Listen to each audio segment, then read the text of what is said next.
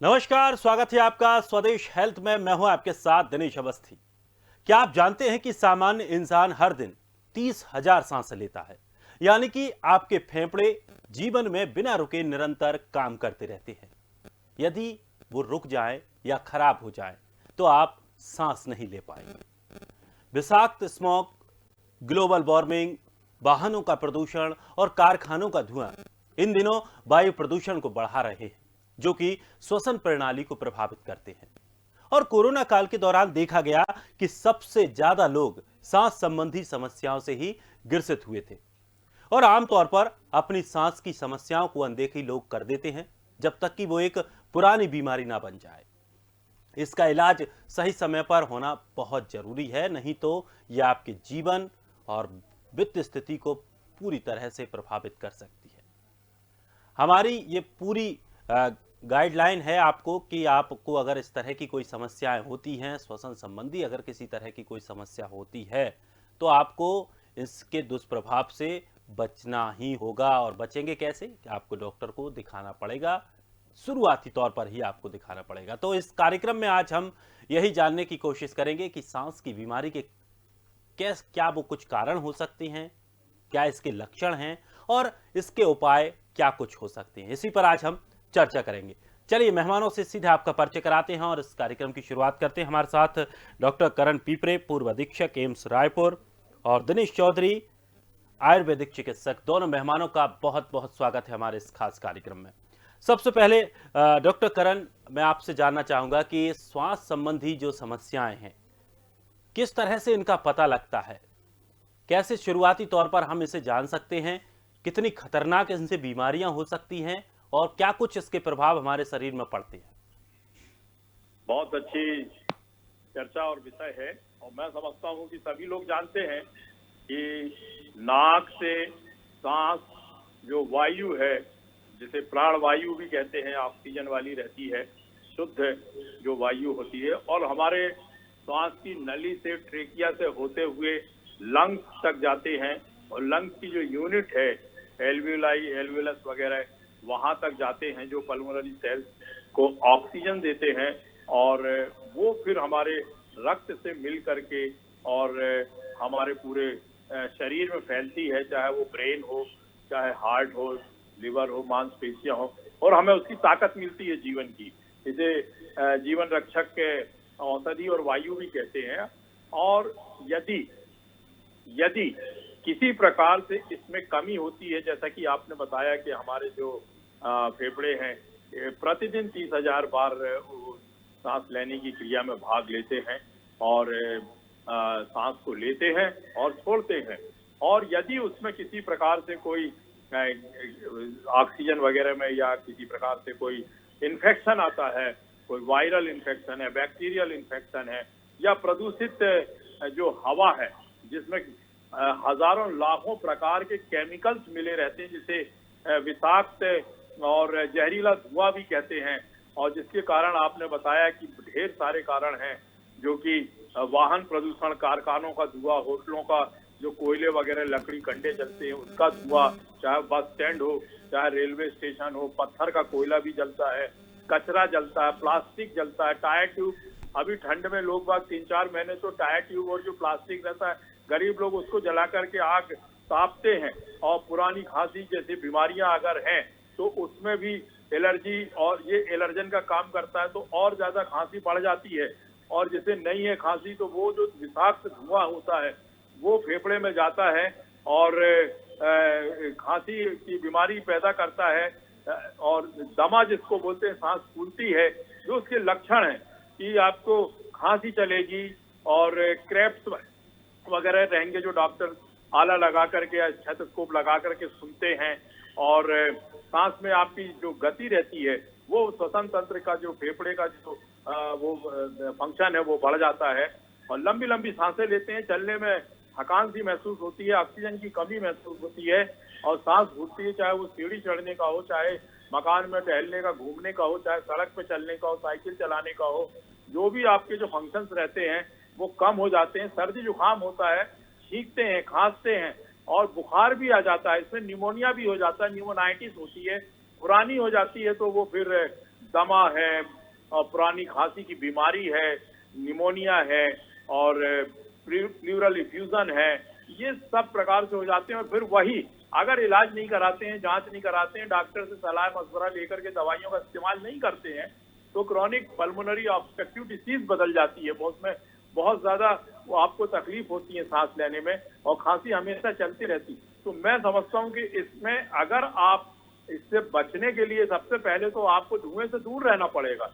आपको स्मोक जो रहता है आपके वायुमंडल में और आपके आसपास, घरों के आसपास या कहीं भी आते जाते हैं, तो वो आपको इनहेल नहीं करना, उससे बचना बहुत जरूरी है। या रोकें वहां पे, इस प्रकार की चीजें ना जलें या आप वहां से हट जाएं, तभी आप इस प्रकार की बीमारी से बच सकते हैं। श्वसन तंत्र को आप मजबूत रख सकते हैं। और जो लोग नशा करते हैं, चाहे वो बीड़ी का हो, सिगरेट का हो, उनके लिए तो ये जो वातावरण है प्रदूषित वायुमंडल का, ये बहुत ही ज्यादा नुकसानदायक है।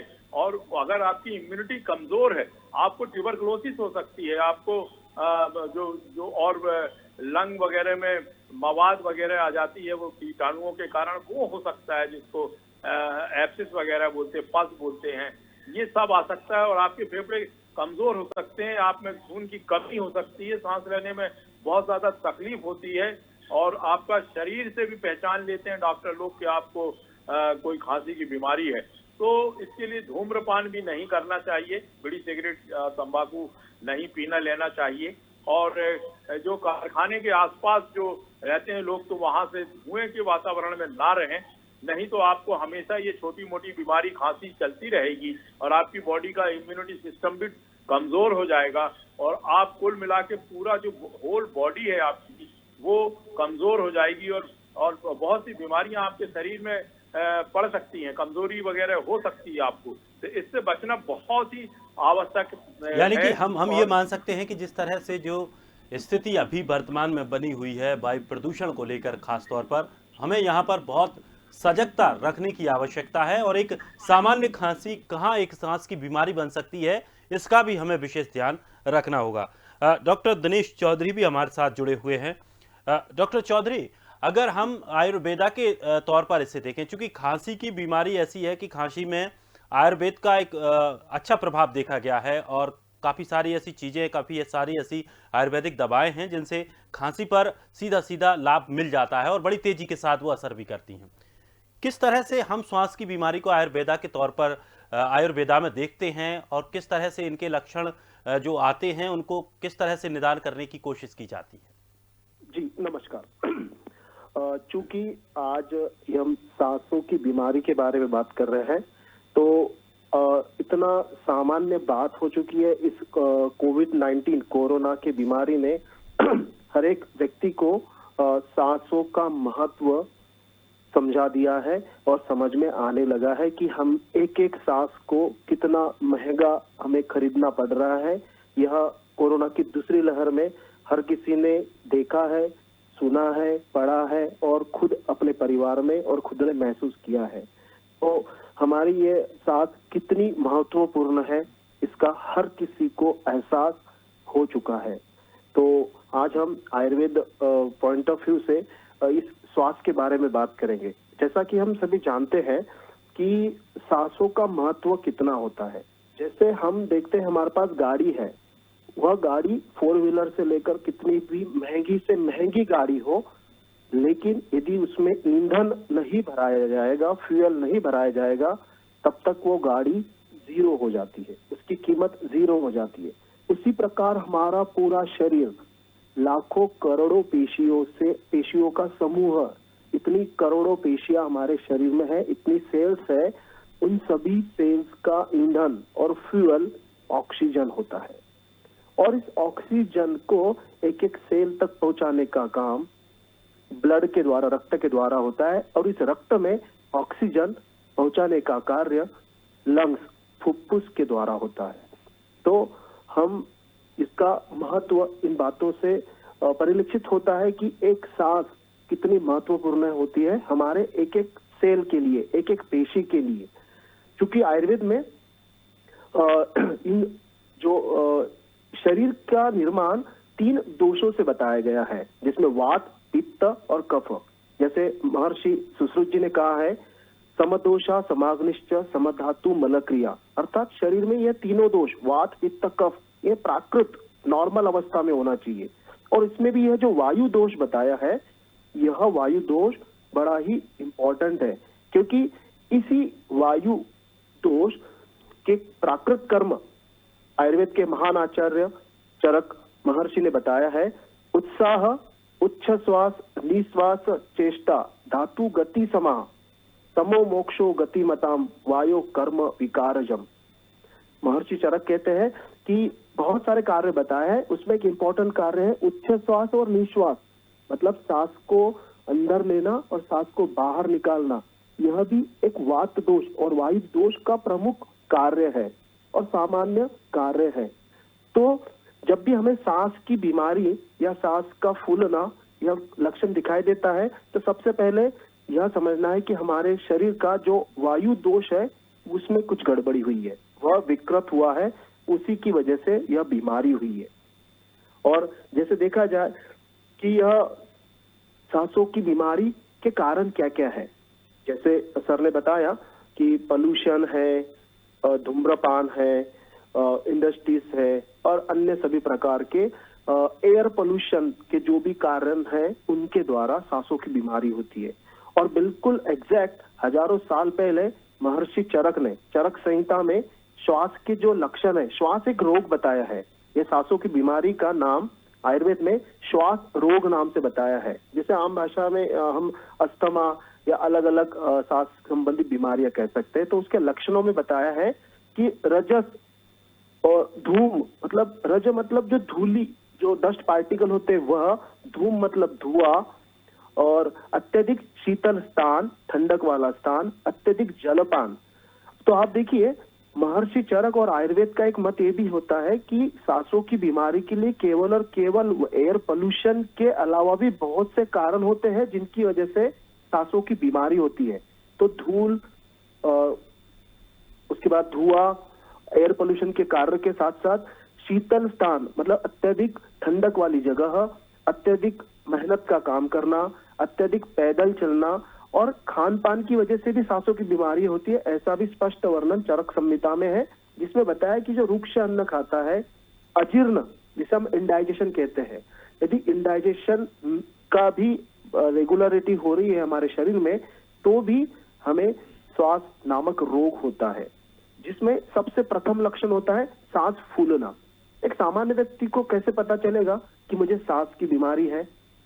एज रूटीन हम प्राकृत और नॉर्मल जीवन जीते हैं, सुबह उठने से लेकर रात को सोने तक, और अल्टीमेटली रात भर अच्छी तरह से नींद आने पर भी हमें कोई प्रॉब्लम नहीं होती है, क्योंकि हमारा जो सांस है एकदम निरंतर एक रेगुलर प्रक्रिया के द्वारा चलता रहता है। लेकिन जिस समय थोड़ा सा काम करने पर, थोड़ा सा पैदल चलने पर, थोड़ा सा हेवी का वर्कलोड बढ़ने पर हमारी सांस फूलने लग जाती है, इसे डिस्निया कहते हैं, या दम लगता है, या हमें सांस लेने में तकलीफ होती है और इसका एहसास होने लगता है हमें कि हमसे अभी सांस लेने नहीं ली जा रही है या सांस लेने में तकलीफ हो रही है। तो यह सर्वप्रथम एक सामान्य लक्षण है कि हमें श्वास की बीमारी है, या फिर हमें रेस्पिरेटरी सिस्टम, फुफ्फुस, लंग्स या फेफड़ों की बीमारी है, या उससे संबंधित जो सर ने बताया कि रेस्पिरेटरी सिस्टम चालू होती है नासिका से, मतलब नाक, फिर ट्रेकिया, लंग्स, यह कहीं ना कहीं किसी न किसी पार्ट की व्याधि या रोग से हम ग्रसित हो रहे हैं। इसका एक सामान्य लक्षण है कि सांस लेने में तकलीफ होना। तो इस तरह से हमें पता चलता है कि हमें सांसों की बीमारी हो रही है। फिर क्या होगा? और देखिए कोरोना में भी हमने देखा था कि जो यह वायरस होता है, यह वायरस एयर के द्वारा, ड्रॉपलेट इंफेक्शन के द्वारा, नाक के द्वारा, वैसे तो नाक, मुंह, आंख सबसे बताया था, पर मेजर कॉज है इसका नाक या नोज के द्वारा रेस्पिरेटरी सिस्टम में एंटर करके लंग्स को वो डिस्ट्रॉय करता है।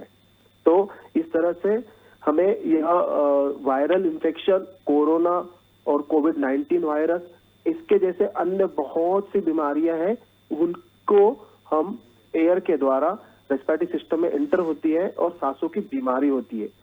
और जैसे सर ने कहा कि और सबको पता है कि अस्थमा नामक एक बीमारी होती है जिसमें भी सांस फूलती है।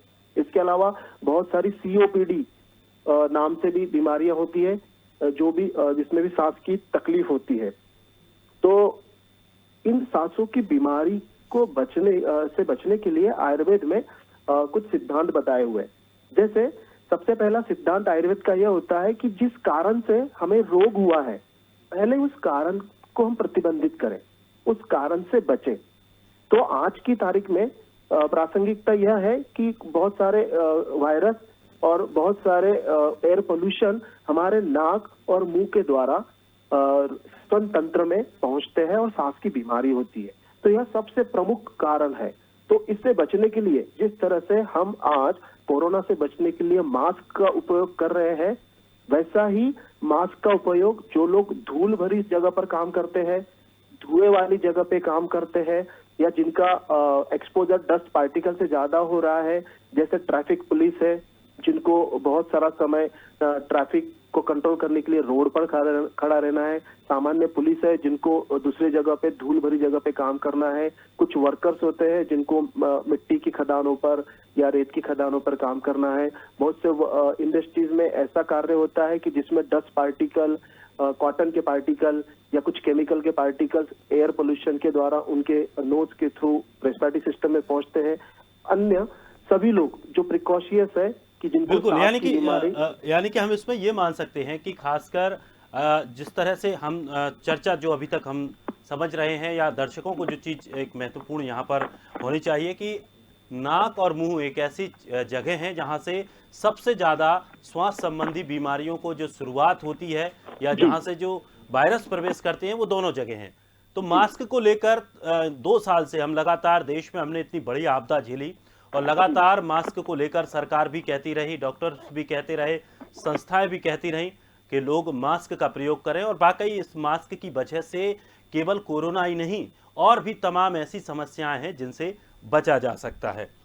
डॉक्टर करण, अगर हम बात करें इस पूरे बीमारियों को लेकर या सांस से संबंधित बीमारियों को लेकर, तो किस तरह से, अगर एलोपैथिक से बात करें तो एलोपैथिक में किस तरह से इसका इलाज संभव है?